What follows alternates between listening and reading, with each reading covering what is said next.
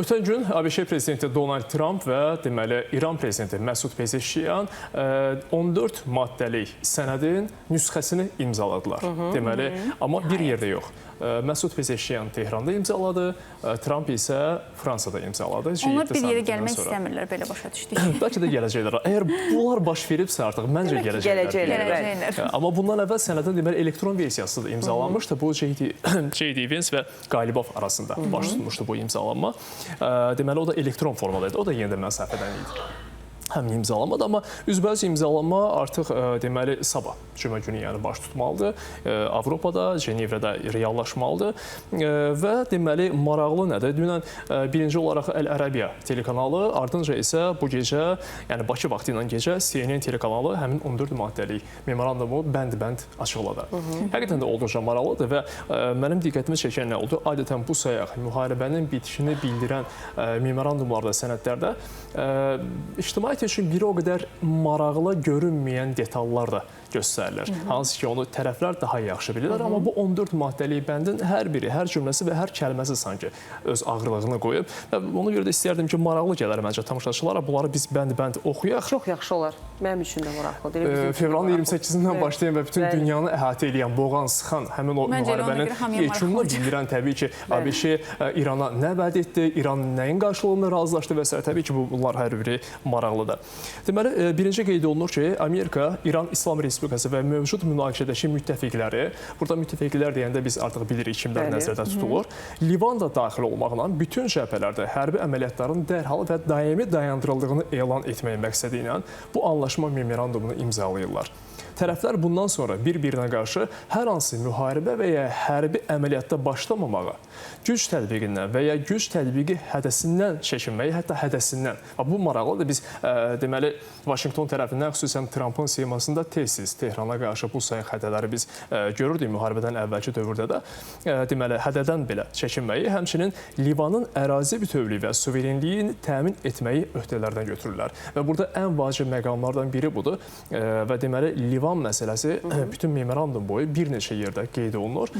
Bununla bağlı Təl-Əvivin açıqlamaları, yanaşması var. Təbii ki, ziddiyyət təşkil edir, fikir ayrılıqları var Vaşinqtonla Təl-Əviv arasında. Biz ötən buraxılışımızda danışmışdıq bununla bağlı. Bu dəfə daha kəskin deməli açıqlamalar var Təl-Əviv tərəfdən və kifayət qədər rəsmi şəxslərdən gəlib bunlar. Hətta Trumpın ünvanına açıq-aydın bir hörmətsizliyi özündə ehtiva eləyən açıqlamalar da biz görə bilirik son olaraq deyilənlər arasında.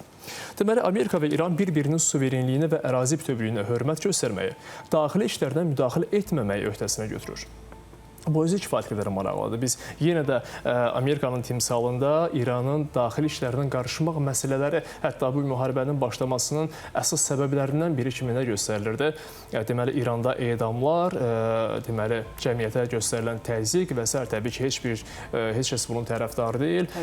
ABŞ-də İrana demokratiya gətirmək adı ilə, səbəb yaxud bəhanəsi ilə bu əməliyyatı başladı. Təbii ki, nüvə məsələləri və s. vardı. Amma dekabrın sonlarından İranın daxilində başlayan ixtişaşlar bir növ Vaşinqtona bu addımı atmaq üçün bir zəmin yaratmış oldu. Bu da açıq-aydındır, heç kimin sir olan bir məsələ deyil. Digər bənddə nə deyilir? Tərəflər qarşılıqlı razılıq əsasında uzadıla biləcək şəkildə maksimum 60 gün ərzində yekun saziş üzrə danışıqlara başa çatdırmağa və razılığa gəlməyi deməli öhdələrinə götürürlər. Yəni bu 60 gün müddət uzadıla bilər. Amma ilkin olaraq qoyulan müddət budur. 60 gündür. Bəli.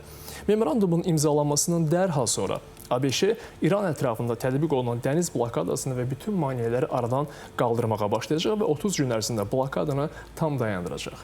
Bu yerdə biz Hörmüzlə bağlı danışmalıyıq. Hörmüz deməli əvvəl İran tərəfindən bağlandı, müharibənin ilk gündən artıq bağlandı. Bir qədər sonra Amerika əks həmləyə keçdi. Bu dəfə Amerika bağladı İran gəmiləri üçün və onunla da artıq İranın belə deyim çıxış imkanları dayandı, ixrac imkanları dayandı. Bu müddət ərzində, yəni 30 gündə gəmiçilik müharibədən əvvəlki səviyyəyə qaytarılacaq. ABŞ həmçinin yekun sazişdən sonra 30 gün ərzində qüvvələrini İranın yaxın ətrafından çıxarmağı öhdəsinə götürür. Müharibənin ilk günlərindən biz danışırdıq, hər gün yeni xəbərlər gəlirdi. Avia daşıyıcıların sayını artırırdı regionda, İran ətrafında topladığı qüvvələrin sayı kifayət qədər artırdı. Həm burada deməli hərbi texnikadan gedirdi söhbət, həm aviasiya sistemi, canlı qüvvə və s. və bunların da sayını getdikcə tədricən azaltmağa öhdəsinə götürür. Bəs Hörmüzdə o minalar məsələsi? Mina məsələsi dediyimiz kimi təxminən 40-50 gün vaxt lazımdır ona. Bu da yerinədir, bəli. Onunla təmizlənməsinə ehtiyac var, amma burada da maraqlı tərəf nədir? İran bu minaları təmizləməyi konkret olaraq öhdəsinə götürmür. Burada da yenə də ABŞ özü hərəkətə keçməlidir. Bax, belə bir məqamda yer alır. Amma yəqin ki, o 60 günün daxilində sadəcə onlara 10 gün qaldığının fərqindədir. Çünki 50 gün əgər sırf mina təmizlənməsinə gedəcəyi üçün. Burada biz böyük bir hərəkətliyi müşahidə edə bilməyəcəyik. Söz yox, məsələn, xəbər gəldi ki, artıq ötən gecədən etibarən deməli, Hörmüz boğazını keçib İran tankerləri, neftlə yüklənmiş İran tankerləri. Amma məsələ nədir? Biz əvvəlki böyük hərəkətliliyi dediyin kimi həmin müddət ərzində təbii ki, ehtiyatlı davranmaq lazımdır. Və hətta burada sığorta şirkətlərinin də maraqları nəzərə alınmalıdır. O malları, o tankerləri nə qədər sığortalamaqda maraqlı olacaqlar. Çünki açıq aydın bir təhlükə var suda. Görünməz minalar var və nə baş verə bilər? Təbii ki, bu da əvvəlki vəziyyətə qaytarılması üçün ərazinin tam olaraq suların təmizlənməsi də lazımdır. Deməli, burada növbəti bəndə 300 milyard məsələsindən gedir söhbət yoldaşlar. Biz keçən efirdə dedik ki, onda hətta 300 milyon məsələsi vardı. Söz yox, o başqa bir məqamla əlaqələndirilirdi, amma təkzib olunmuşdu. Hətta ötən gün ABŞ prezidenti Donald Trump da Fransada 300 milyard məsələsini təkzib elədi. Amma J.D. Vance'in açıqlamaları, sonradan Əl-Ərəbiyyə və CNN-in açıqladığı bəndlərdə göstərilir ki, deməli, 300 milyard məsələsi realdır, amma bu hansı forumda tətbiq olunacaq? Deməli, ABŞ İranın yenidən qurulması və iqtisadi inkişafı üçün regional tərəfdaşlarla birlikdə minimum 300 milyard ABŞ dolları həcmində maliyyə planı hazırlamağı öhdəsinə götürür. ABŞ bunun üçün tələb olunan bütün lisenziya və icazələri verəcək. Burada söhbət ABC büdcəsindən 300 milyard dollar çıxarıb İrana ötürməkdən getmir. Bundan getmir. Burada məsələ, deməli, müttəfiq ölkələrin İran iqtisadiyyatına yatıracağı investisiyadan gedir. Amma məsələ nədir? Əgər bunu ABŞ müharibə kompensasiyası kimi təqdim etsəydi, bu artıq Vaşinqtonun məğlubiyyəti etiraf etməsi demək olardı. Yəni, məğlub tərəf bu sayaq vurduğu zərəri ödəmiş ola bilər, təcrübədə bu belədir. Amma bugün biz kompensasiya ödəyirik deyilmir. Ən azı adı bu formada qoyulmayıb. İran iqtisadiyyatının dirçəlişindən gedir söhbət. 300 milyard bunun üçün ayrılır.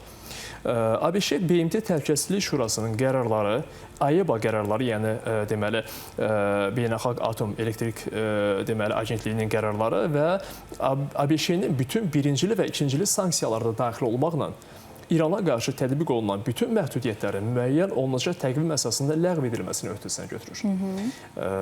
Bu müharibədən, bu sazişdən İran qalib ayrıldı fikirləri ki, var bu gün cəmiyyətdə. Bax, bu bəndlər onu göstərir ki, həqiqətən də indi 60 gün ərzində nələr baş verəcək, imzalanma masasında yaxud sonraki danışıqlar dövründə, əsas danışıqlar da bundan sonra başlayır. Çünki bu yekun imzalanma deyil, bu deməli memorandumdur, ilkin memorandumdur. Bizim təbii ki, deyəcəklərimiz çoxdur, maraqlı məqamlar çoxdur, Təl-Əvivin maraqlı məqamları var, açıqlamaları var. Biz qısa aradan sonra qısa fasiləyə ayrılaq, sonra qaydırıq. Yaxşı.